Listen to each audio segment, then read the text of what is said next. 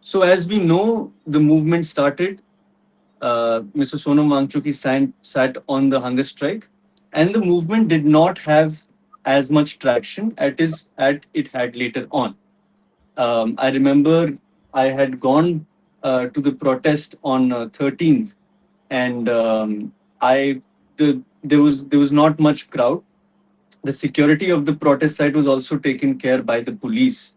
So what this means is that the police had been in charge of the security of the place since the beginning of the gathering at Jantar Mantar, and they had seen how the crowds had started to swell in till 20th, till the march happened, until the unfortunate incident that took place.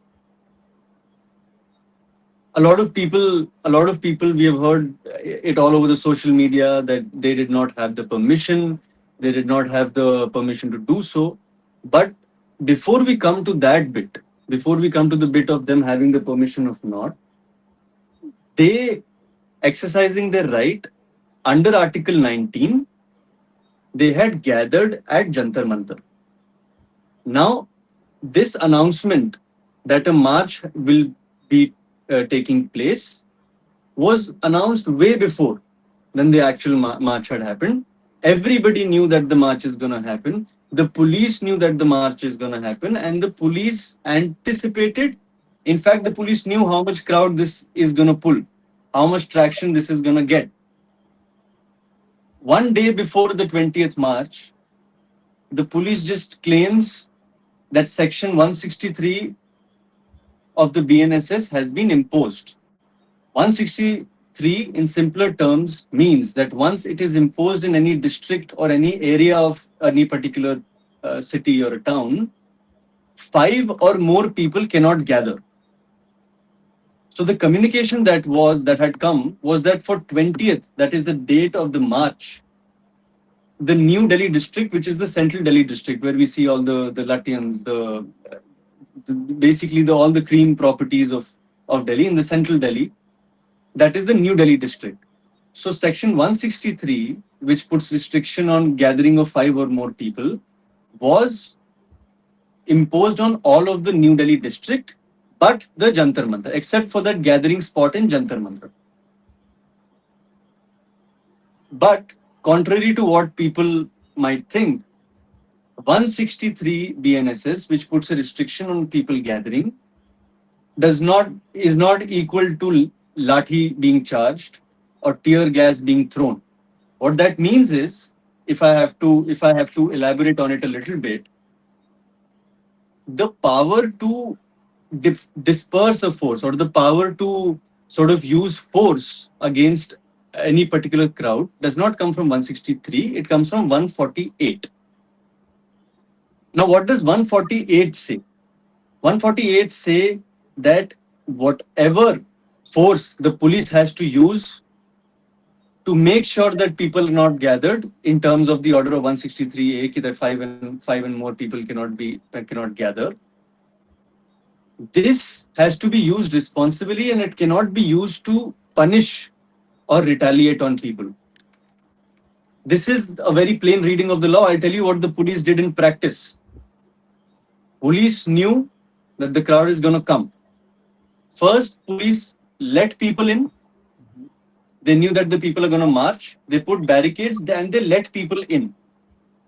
Once the people were in, once the people started marching towards the Sansad Marg, they had blocked all exits of the barricade. So, in simpler terms, leaving law aside, what happened on that day was people were drawn in and then shut out. And then people were shut. And then when people were shut, they were beat, they were tear gassed, and there were people who were going around in circles and getting beat in circles.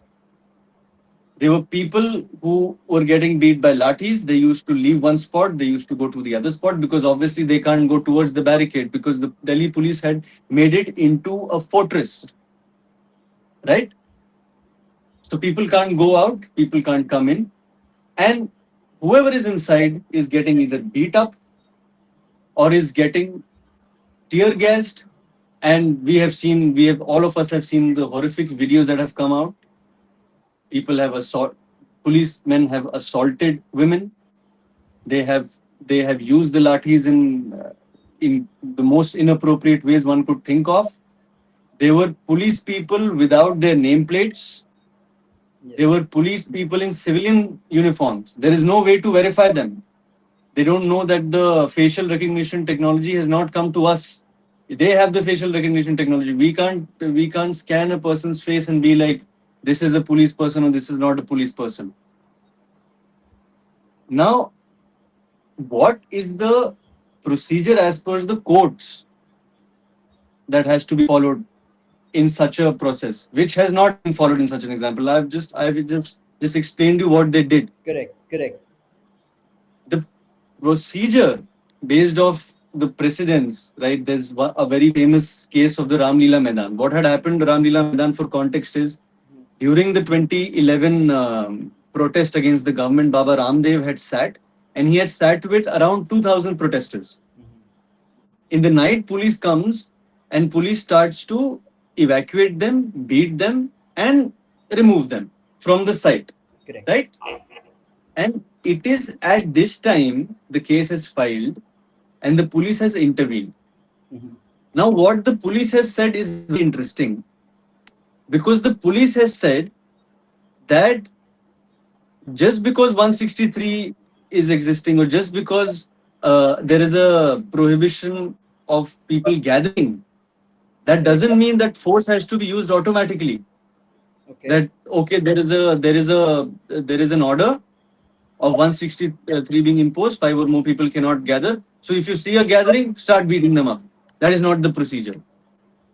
First of all, if the police is anticipating that there's going to be so much crowd, the police has to make sure that they have a plan of action of ensuring that there are exit routes. Mm-hmm. They have to make sure that there is enough medical aid available as much as they can, practically can. Obviously, we don't expect them to Mm-hmm. give medical aid to 1 crore people, but as much as they can, Yeah. right? Understandably. They have to make a declaration. They have to announce. They have to make an announcement that you are not supposed to gather here because of 163 being imposed, and now we will be forced to take measures. Now, coming back to what happened in Jantar Mantar, there was no announcement. Mm-hmm. First of all, we still don't have what order was this 163 that has been represented everywhere. Mm-hmm. As per section 163, the magistrate has to order that this is what the restrictions are going to be, Mm-hmm. and these are the reasons and the ground for the restrictions that have to be there. And 163 is applicable once there is a very grave apprehension of a grave public harm, not some isolated incident of one protester throwing a stone, hitting a police head. So you just start now beating people up. You have to apprehend a huge Yeah. ruckus that will be created. So, but if I That order was, yes, sorry, sorry, if I understand this correctly, uh, right, you need safe exit points.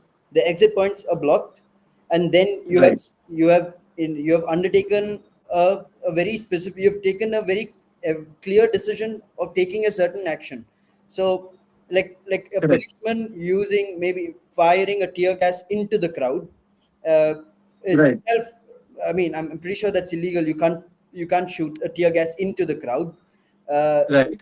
I mean, then of course you have chili bombs, and then I mean, no, not Pellet even guns were also used. Pellet guns were also used. pellet guns. I'm not even going to get into the nuances of pellet guns because it's very Yeah, clearly illegal.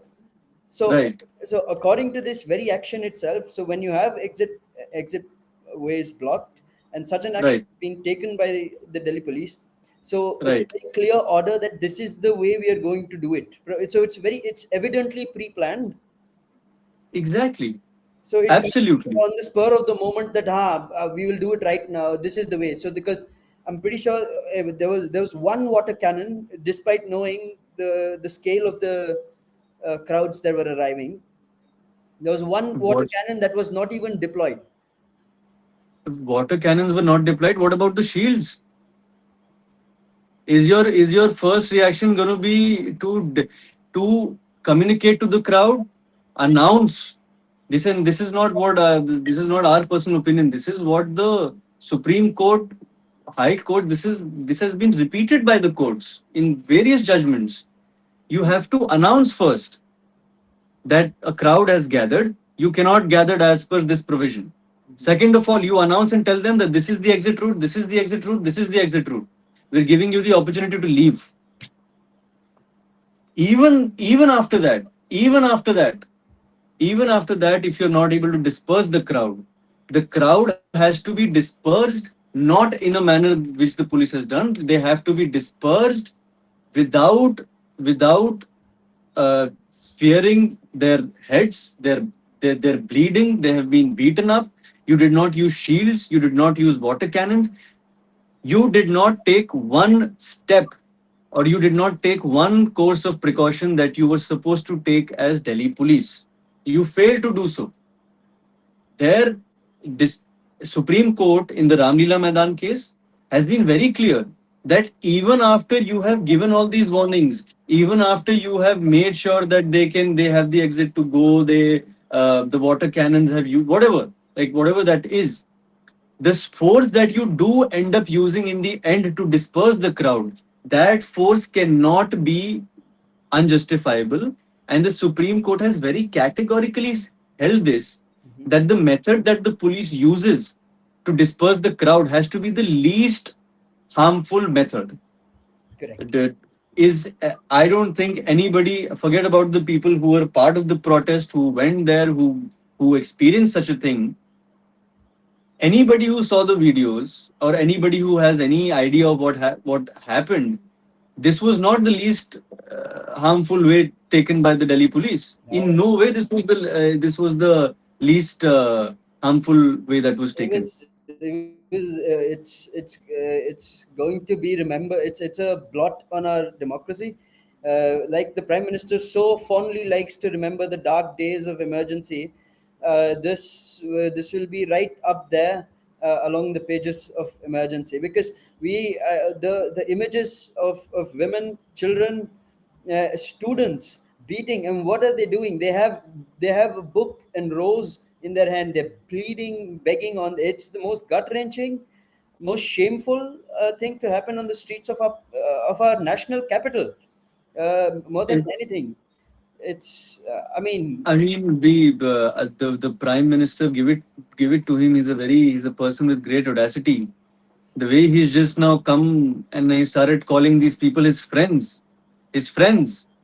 You didn't listen to your friends till the build up. You're no, waiting after for you beating them wait up, after tear gassing them. after beating them up. They were bleeding. 20, 21 year kids bleeding. There were siblings that had come. There were old people that had come. And such iso see, I am not saying that you let go of people which you have like completely you've caught on camera, somebody who's doing very deliberate harm. Some protester is picked up stones, he's like whatever he's doing. But in the defense of taking actions against those isolated incidents, you cannot take the constitutional right of the other protesters to protest. Absolutely. What kind of an understanding that is? And it's just been shameful. It has been shameful. That there's no other word for it. Well, I mean, I think, I mean, one thing is very clear, and I think young protesters were being mercilessly thrashed by the Delhi police, and it's incredibly shameful. A government, I mean, it's very tough to come to terms with a government that treats its children, grandchildren, and the fact, like they're enemies, or like terrorists. Even people have explicitly called them terrorists. Okay, I mean, just to think about it, like corporal punishments in school is illegal. A school teacher can't hit or punish Hit you. a student in the classroom. So this wonderful idea of your Viksit Bharat cannot be, especially with the Independence Day around the corner. You cannot be hoisting the flag, and this idea of Viksit Bharat on is broken bones and ribs of your children, it's shameful. And It's yeah, it's it's disgusting. And I think they had the confidence. And this is what this is the most, I feel this is the most important point that has to be discussed, is that what the damage that they have done to the society is to such an extent that they had the confidence. By the way, they were very confident that they can get away with this.